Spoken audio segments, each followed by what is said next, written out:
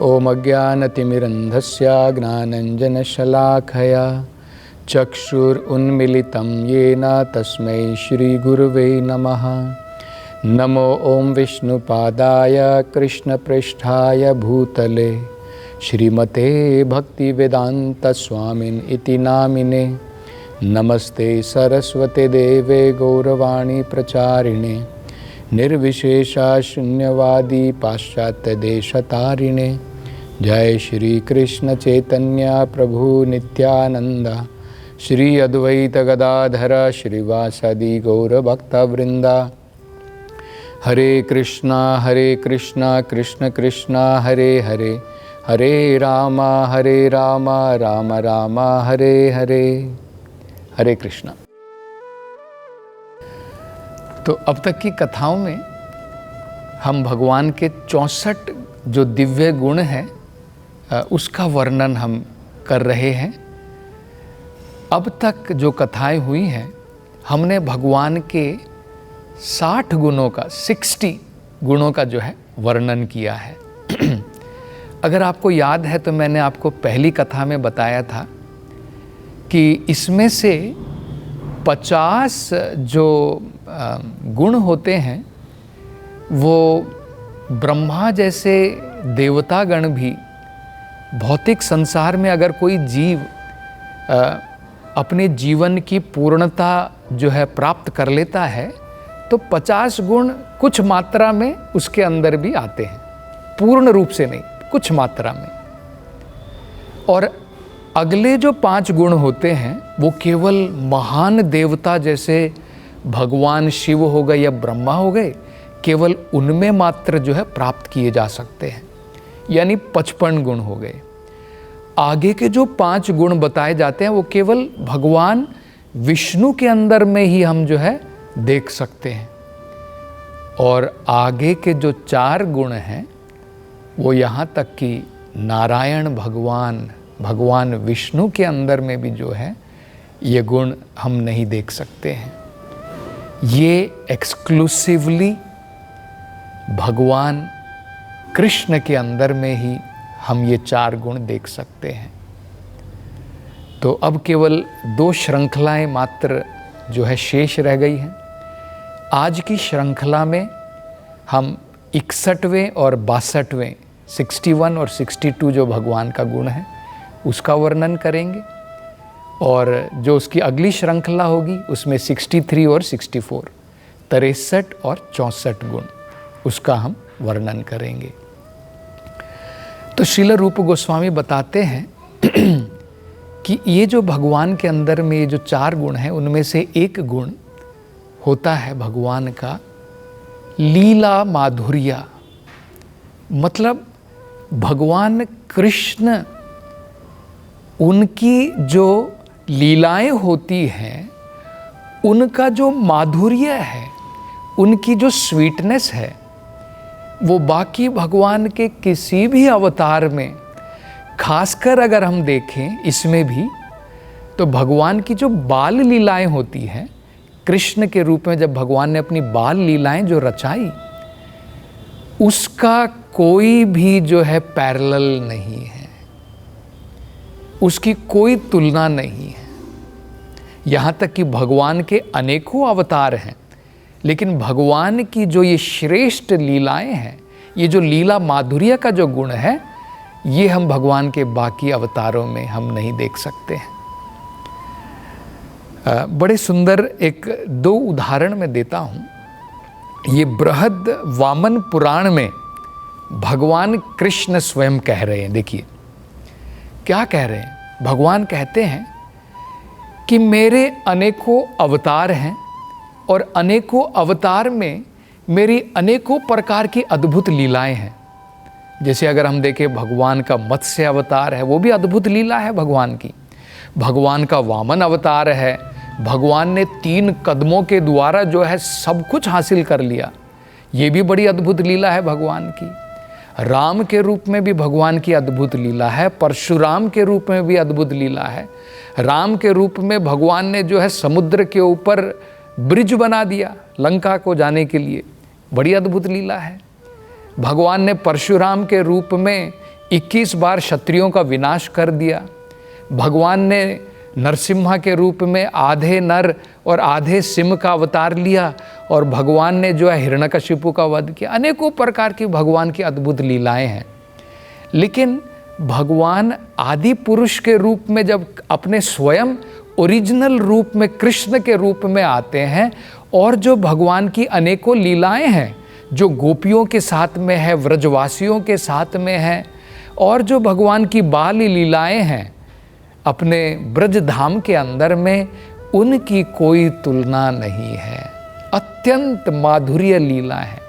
तो भगवान जो है जब याद करते हैं, वो स्वयं बृहत वामन पुराण में कहते हैं कि मेरी अनेकों अद्भुत लीलाएं हैं, अनेकों अवतार में अनेकों प्रकार की लीलाएं हैं, लेकिन जब भी मैं अपनी व्रज लीला को याद करता हूं, और उसमें से भी खासकर भगवान कहते हैं मेरी जो रास लीला है गोपियों के साथ में, क्योंकि गोपियां भगवान की परम श्रेष्ठ भक्त हैं। ये कोई रास लीला कोई ऑर्डिनरी लीला नहीं है।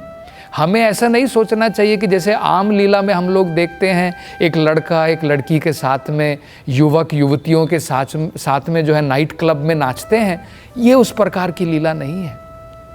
ये भगवान के परम श्रेष्ठ भक्त हैं। तो भगवान जो है उनकी ये जो माधुर्य प्रेम की लीला है, जब भगवान कहते हैं कि जब मैं उनको याद करता हूँ तो मुझे लगता है कि वो लीला मैं बार बार करूँ। स्वयं भगवान जो है बृहद वामन पुराण में कह रहे हैं। इसी प्रकार से वेदों के अंदर में, पुराणों के अंदर में एक भक्त जो है वो भी प्रार्थना कर रहा है भगवान से। वो कहता है कि मैं भगवान कृष्ण को नारायण के रूप में भी जानता हूँ, जो भाग्य लक्ष्मी के पति हैं। क्योंकि लक्ष्मी, सहस्र लक्ष्मी जो है नारायण की सेवा में लगी है वैकुंठ धाम में।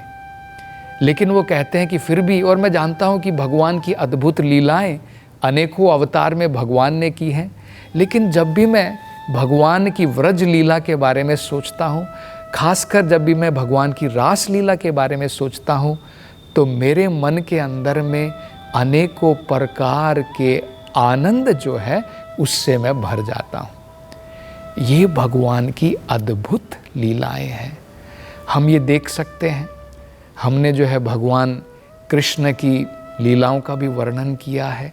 भगवान की बाल लीलाएं किस प्रकार से भगवान के जो है नंद महाराज, नंद बाबा और यशोदा माई भगवान की लीलाओं से इतने मुग्ध हैं। सारे व्रजवासी भगवान की लीलाओं से इतने मुग्ध हैं। गोपियाँ भगवान की लीलाओं से इतने मुग्ध हैं।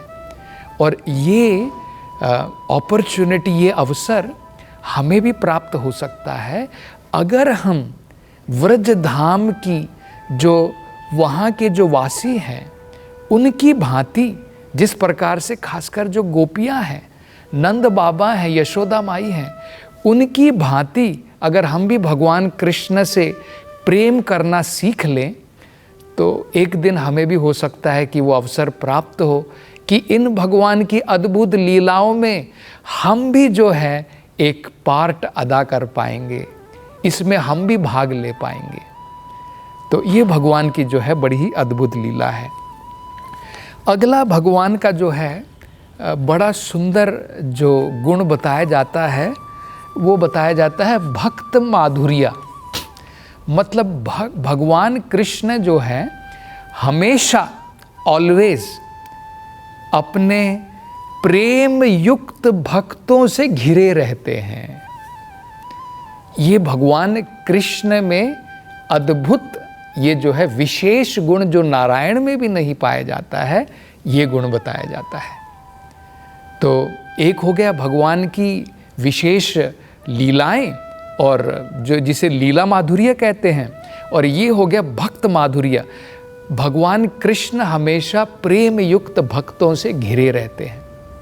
ये भी हम भगवान कृष्ण की लीला में देख सकते हैं। और ये उदाहरण दिया जाता है, देखिए, जब हम राजा किसी को कहते हैं, राजा का मतलब होता है ऑटोमेटिकली राजा का राज्य भी आ गया उसमें। अब बिना राज्य के कोई थोड़ी राजा कहलाता है, बिना प्रजा के कोई राजा थोड़ी कहलाता है।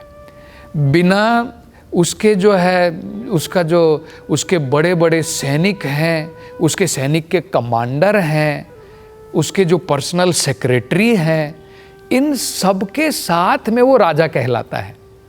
इसी प्रकार से जब हम कृष्ण कहते हैं तो कृष्ण का मतलब होता है कृष्ण का नाम, कृष्ण का रूप, कृष्ण की लीलाएं और कृष्ण के भक्त गण भी। ये सब मिलकर के जो प्रेम युक्त भगवान के गण हैं, ये सब मिलकर के जब हम कृष्ण कहते हैं मतलब कृष्ण अकेले नहीं हैं, कृष्ण इन सब के साथ में सदैव रहते हैं।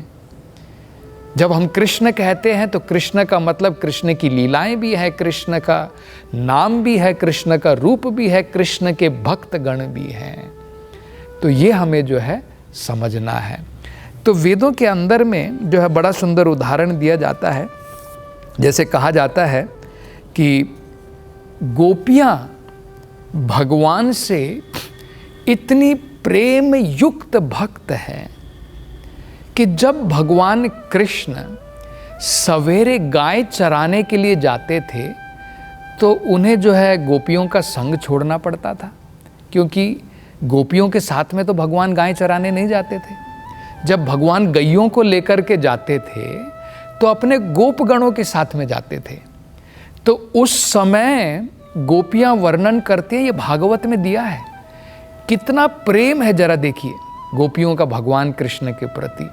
वो कह रहे हैं कि भगवान हम आपकी राह देखते रहते हैं रात के लिए, कब रात्रि आएगी, कब आप वापस, जब शाम की बेला ढल जाएगी, जब सूरज डूब जाएगा, तब आप अपनी गैयों को चरा करके वापस जो है व्रजधाम में आएंगे और हम उसकी राह देखती रहती हैं।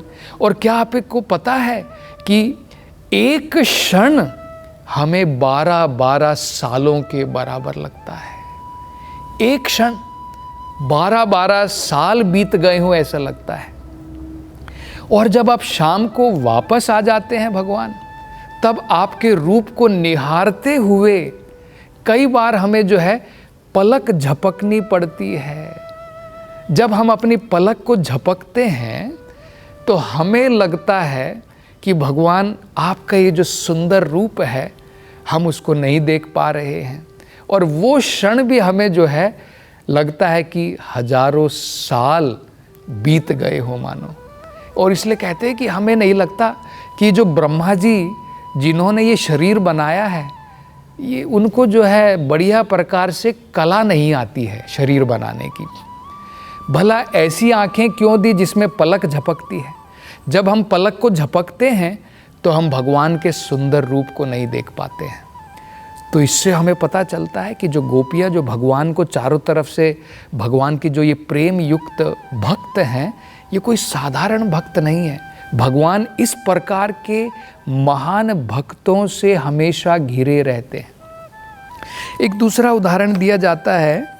एक जो है गोपी कह रही है, दूसरी गोपी से कहती है, देखिए वो कहते हैं कि हे गोपियों, जब भगवान हमारे साथ में सुंदर पूर्णिमा की रात को, शरद पूर्णिमा की रात को, जब भगवान ने हमारे साथ में रास नृत्य रचाया, जब भगवान रात के समय में हमें समय देते हैं, हमारे से मिलते हैं, तो हमें लगता है ये रात्रि बड़ी छोटी है।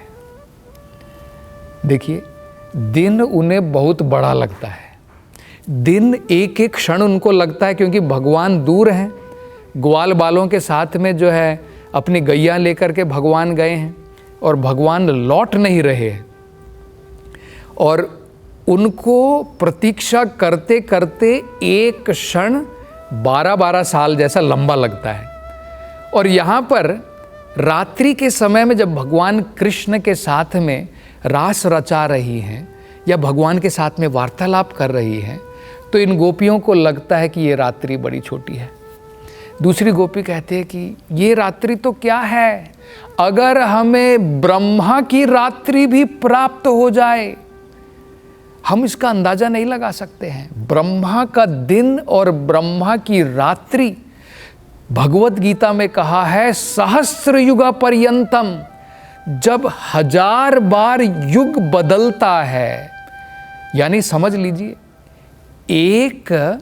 एक बार जब एक चक्र होता है, सतयुग, द्वापर, त्रेता, कली, जब ये 1000 बार बदलता है तब जा कर के ब्रह्मा के 12 घंटे होते हैं। हम उसका क्या हिसाब लगा सकते हैं, है ना। अगर हम देखें सतयुग कितना बड़ा होता है, कलयुग की अगर आप आयु देखो, कलयुग जो है 4,32,000 साल तो कलयुग है। उससे अगर हम 10-10 मल्टीप्लाई करते जाएं तो हमें जो है ये पूरे 4 युग जो है उसका कितना समय होता है हम समझ सकते हैं। सहस्र युग जब बीत जाते हैं वो 12 घंटे के बराबर हैं ब्रह्मा जी के। तो ज़रा सोचिए कितना बड़ा समय है। और गोपियाँ कह रही हैं कि भगवान जब आप रात को मिलते हैं तो ये रात्रि तो बड़ी छोटी है, अगर हमें ब्रह्मा जी की रात्रि भी प्राप्त हो जाए हमें नहीं लगता कि वो भी काफ़ी है, वो भी हमें बड़ी छोटी नज़र आती है। ये भगवान के प्रेम युक्त भक्त हैं। तो ये भी भगवान का बड़ा ही दिव्य गुण है। भगवान हमेशा ऐसे प्रेम युक्त भक्तों से घिरे रहते हैं। बाकी के गुणों का वर्णन हम अगली कथा में करेंगे। हरे कृष्णा।